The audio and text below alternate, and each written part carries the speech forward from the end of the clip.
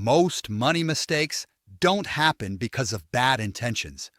They happen because things move too fast. You see something, you feel the pull, you make a quick decision.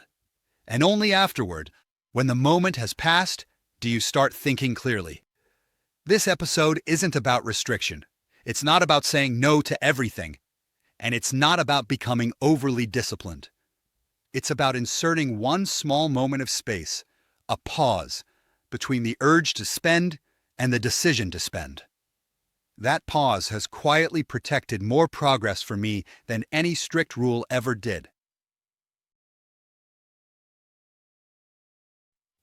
Most spending regret doesn't come from the item itself. It comes from speed.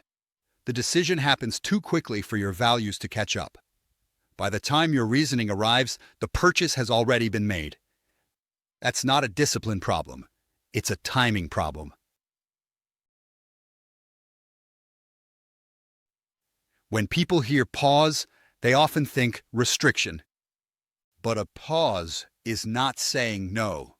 It's saying not yet. You're not removing choice. You're delaying it long enough to make a clearer decision.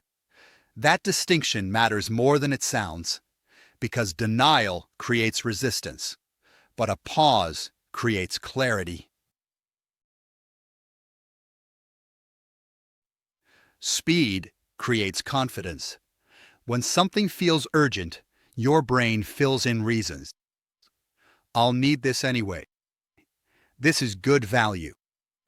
It's not that expensive. I've been disciplined lately. Those reasons aren't always wrong. They're just untested. The pause gives those justifications time to either stand up or quietly fall apart. This is important to say out loud. Pausing can feel annoying. It can feel unnecessary. It can feel like you're overthinking something small, especially when you've had a long week, you're tired, you feel like you've earned it, or things have been going well. That discomfort is normal. It doesn't mean the pause is wrong. It means you're interrupting momentum, and momentum doesn't like being questioned. For me, the pause is very simple. When something isn't essential, I don't decide immediately. I step away. I leave the tab open.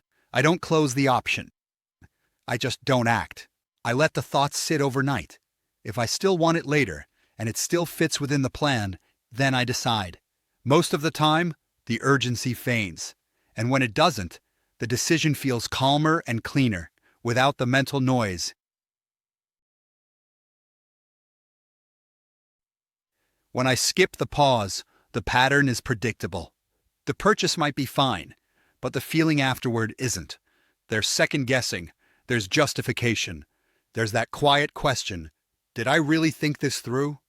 Even small purchases can carry unnecessary weight when they're rushed. The pause prevents that emotional residue.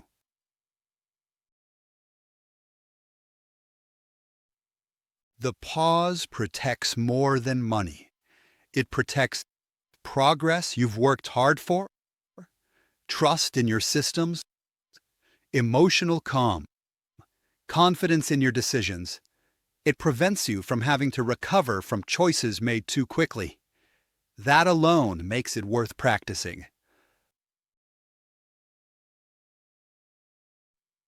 The pause won't stop every unnecessary purchase, and it doesn't need to.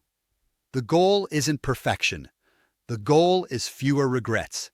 If the pause prevents even one impulse spend a week, that compounds quietly over time.